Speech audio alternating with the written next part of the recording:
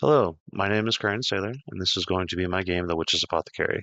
It is a point-and-click adventure um, and escape simulation game, and I'm going to walk you through everything from how I came up with the idea to where the prototype is right now.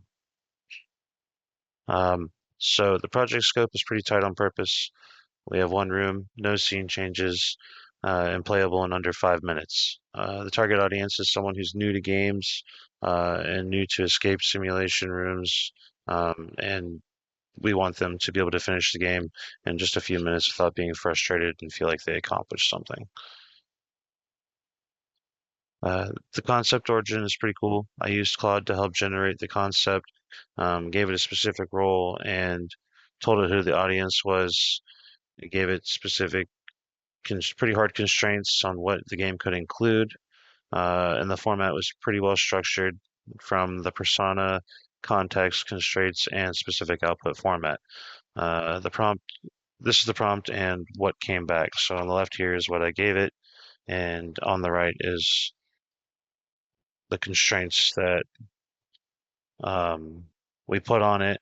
And yeah, so far it's given us pretty cool stuff. Uh, this is a big part of what it gave us. It's going to be the setting and the player goal, which is pretty simple. The idea is that you're just going to create a potion, and that's how the player is going to win. They're going to interact with the book, and that will set them up for victory.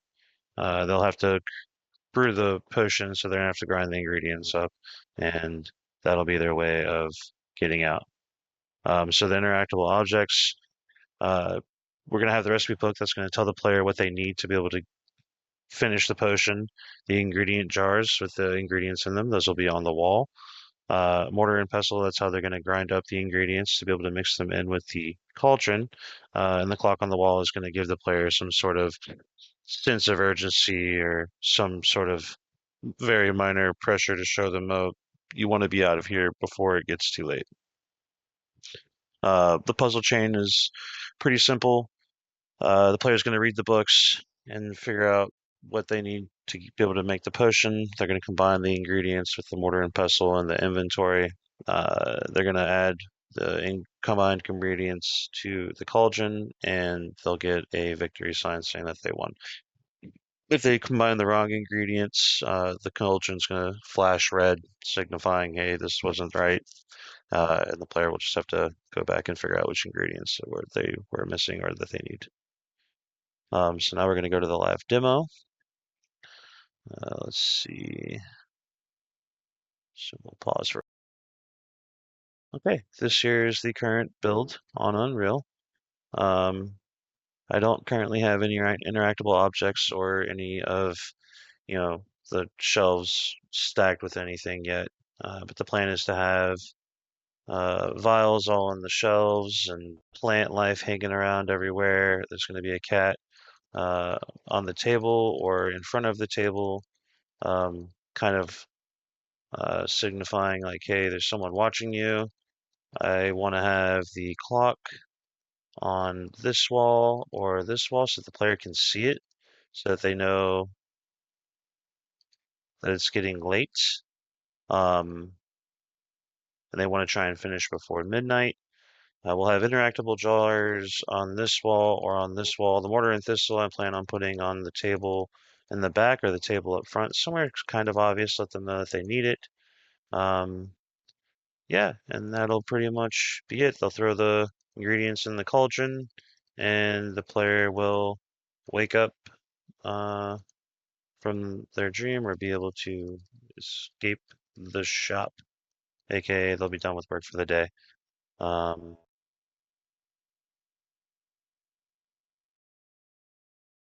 yeah, I originally had the idea of maybe the witch being asleep or something like that, but I think I'm gonna have it as the player is a witch's apprentice and they're trying to finish the brew before midnight. Otherwise, the brew will spoil and the witch will be upset.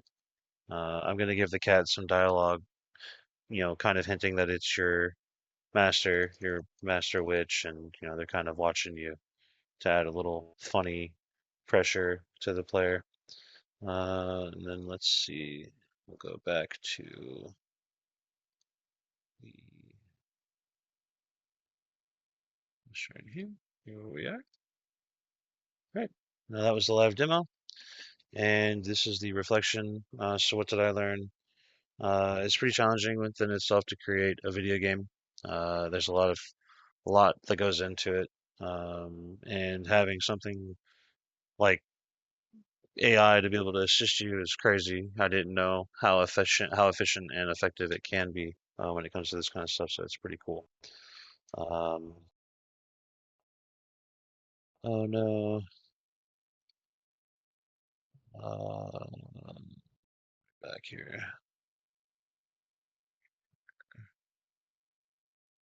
I'm sorry, I messed this up.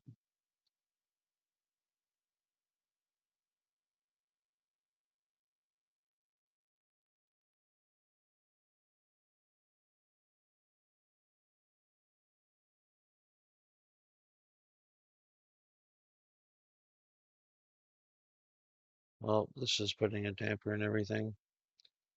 What surprised me the most, I would have to say, is Claude's ability and AI's ability in general to be able to assist with this kind of stuff.